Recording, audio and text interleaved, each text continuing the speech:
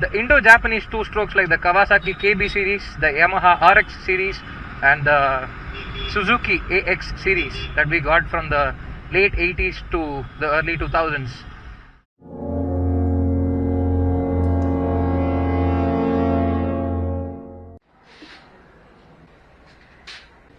Hey guys, I'm Ratty Biker here. I hope you're all doing good. I hope this lockdown is treating you all well. So this is my 1997 Yamaha RXG. It's a two-stroke motorcycle. So two-stroke engine lubrication has been a major point of debate for decades at this point. There are three prominent methods with each choosing the first or the second or the third based on their personal preferences. So each of these three methods has their own advantages, disadvantages. Let's look into them.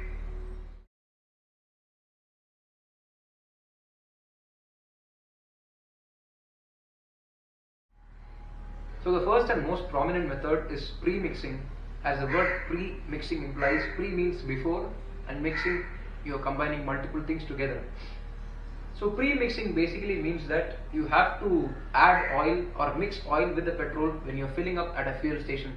So this petrol and oil mixture, this mixture is going to go to the carburetor through the fuel line from the petcock of course, and based on the throttle input, this mixture is either going to be thrown through the pilot jet or the main jet. It's going to get atomized, it's going to go into the crankcase, it's going to lubricate your crank bearings, it's going to lubricate your crankshaft, your connecting rod bearings, it's going to go into the transfer port, enter into the combustion chamber, it's going to lubricate the cylinder side walls, the piston side walls and the piston rings.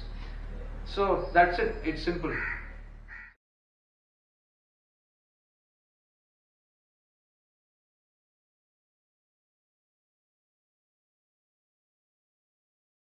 So the first advantage is that this is the most simplest way of lubricating your two-stroke engine. You do not need additional parts like oil pump, oil lines, an oil tank.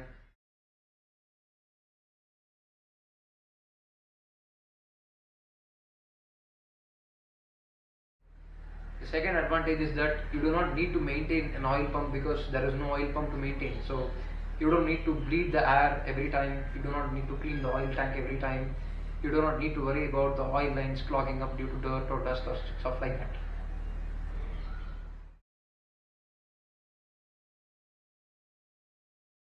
The third advantage is that you have total control on the amount of oil that you have poured on the petrol tank. So you can vary your mixture based on your riding conditions to suit your engine on different occasions, different environments, different engine load, different RPM. Apart from the advantages, there are some pretty significant disadvantages if you are relying just on purely this premixing method.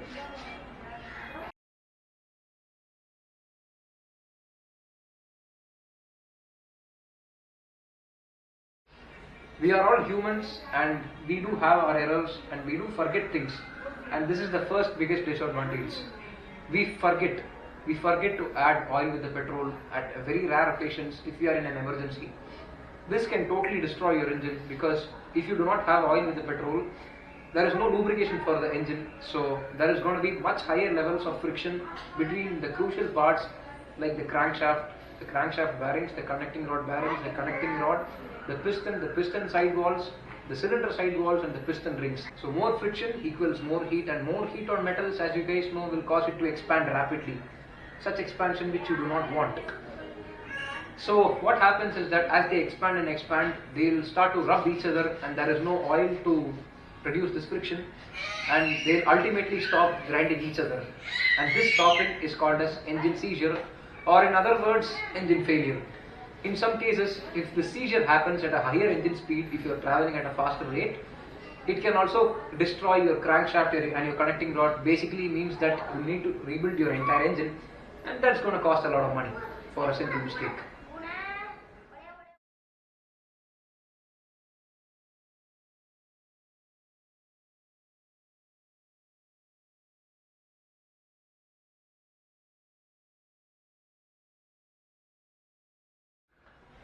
The second serious disadvantage is still on us. It is the miscalculation on the math part, on the pre-mixing ratios of oil and fuel.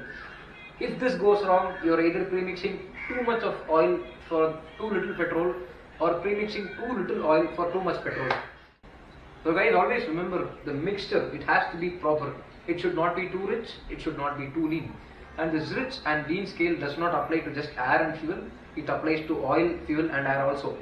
So if you have too much oil for too little fuel, your mixture is lean.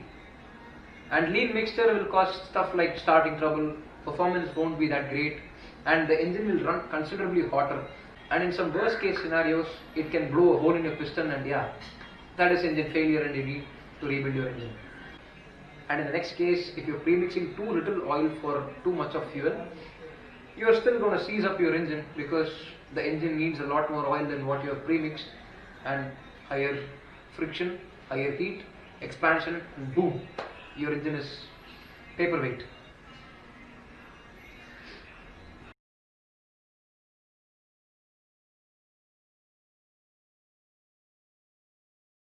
So this third disadvantage of this technique is control. I know it sounds confusing because I just mentioned control on the advantage side.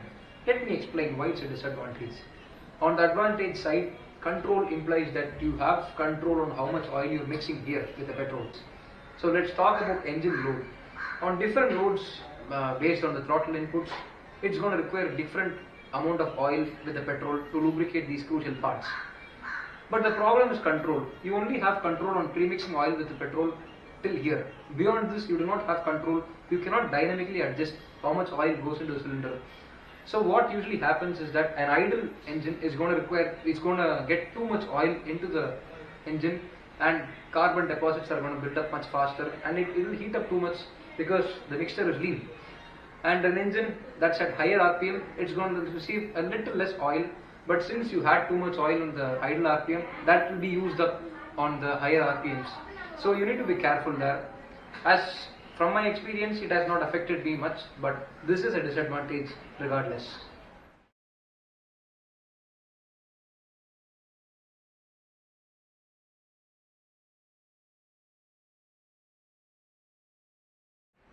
So we've covered the first methods, and I hope that you guys are well aware of the disadvantages. And the engineers were too. So they wanted to fix this. So they provided something called as an oil pump. This is the second method of relying on an oil pump. So mine is a RXG, a 1997 model. So it came with an oil pump.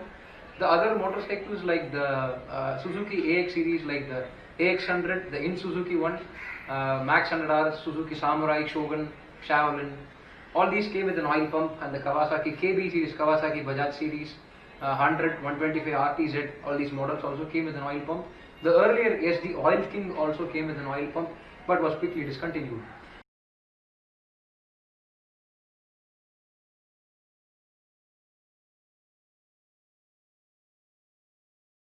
So they negated this first disadvantage of us forgetting to premix oil by providing an oil pump. What happens is that you already have oil on your oil tank, which thanks to your mechanic, if you are servicing it regularly, he'll be filling up oil for you, or if you service it yourself like me, we'll be filling oil ourselves. So this oil tank will contain the two-stroke oil, and this oil pump will pump that oil from the oil tank to the carburetor, and this precise amount of oil will go into the engine. So this negates the first disadvantage. So even if we forget to premix oil, don't worry, your oil pump is there to save your engine from catastrophic failure.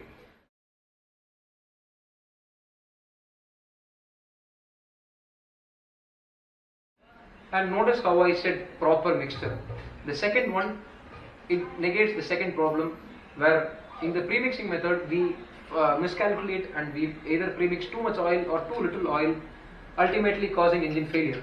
So what this oil pump does is that it is engineered to provide the right amount of oil based on throttle input. So you see this cable here, this splits into two cables.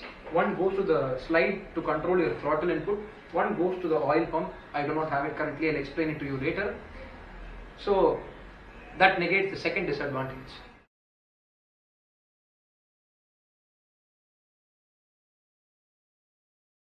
And it also negates the third disadvantage, since it's only supplying the required amount of oil for the engine RPM as designed by the R&D engineers of these respective companies. It is not going to supply too much oil at idle, or it is not going to supply too little oil at higher RPM. It is able to dynamically adjust the amount of oil supply here. So this is great. What are the disadvantages? Why are people not doing this?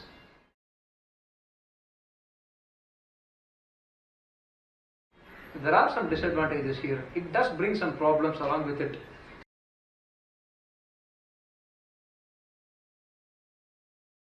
Since you need an oil pump, you need oil lines, you need an oil tank, and you need to precisely measure it. These are all additional parts. These add to the weight and these add to the complexity of this already simple technology of two-stroke motorcycles.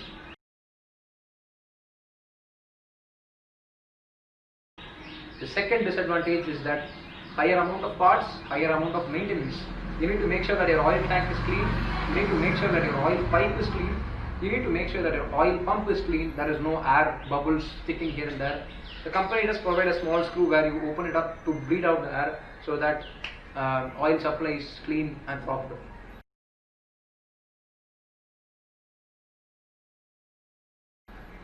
And the third biggest disadvantage is sheer age of these pumps.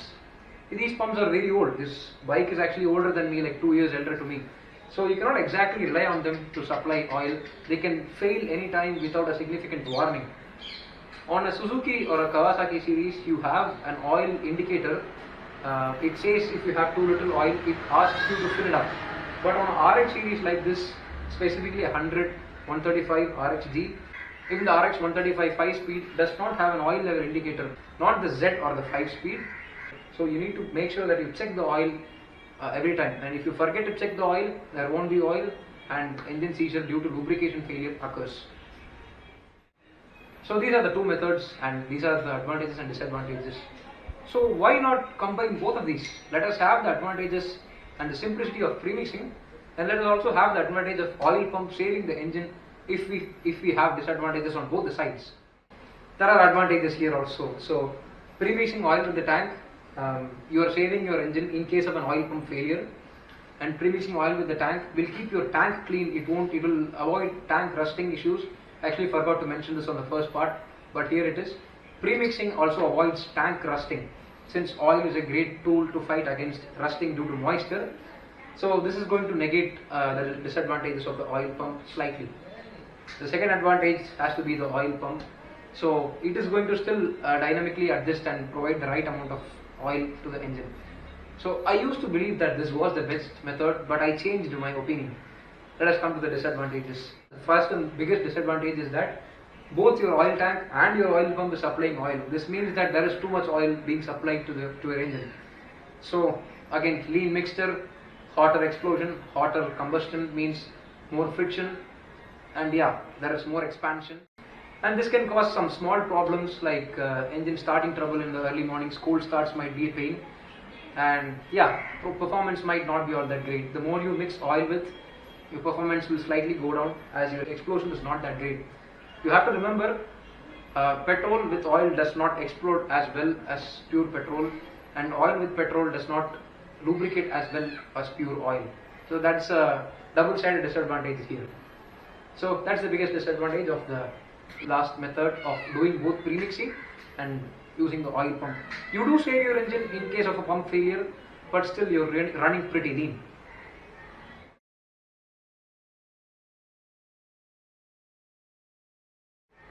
So what is the best method? What am I using? I am using the first method. As you can see, there is no oil pump line here. I have just used this rubber as a dummy. So there is no oil pump. I am completely premixing oil, and I have sealed this pipe so the carburetor is not going to suck in just air, and it's not going to make the mixture lean.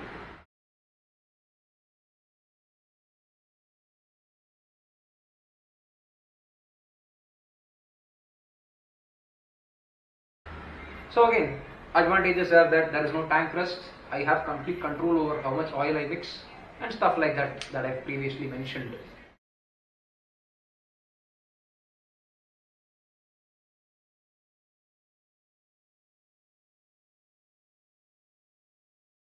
How much oil to premix? I am talking purely based on my 1997 Yamaha RXG. I premix between 25 to 35 ml of oil for every liter of petrol, and I specifically use 2T oil like Shell Advanced DSX or Motul 2T, not the 800, that is too expensive. I just use the Motul Moto Mix. These are all 100, 120 rupees. There are many oils that are available in the market. I am planning to do a major comparison so that it can help you guys to choose between oils. So that is how much oil you must premix, and I do not face any problems whatsoever. So my bike is running well. So that's it for this video, guys. I hope you found this useful. Do like if you like this video. Do comment your video suggestions or improvements. I shall definitely put my efforts to do it. So thank you for watching, guys. Keep the blue smoke alive. Bratty Biker signing off. Take care. Have a great evening.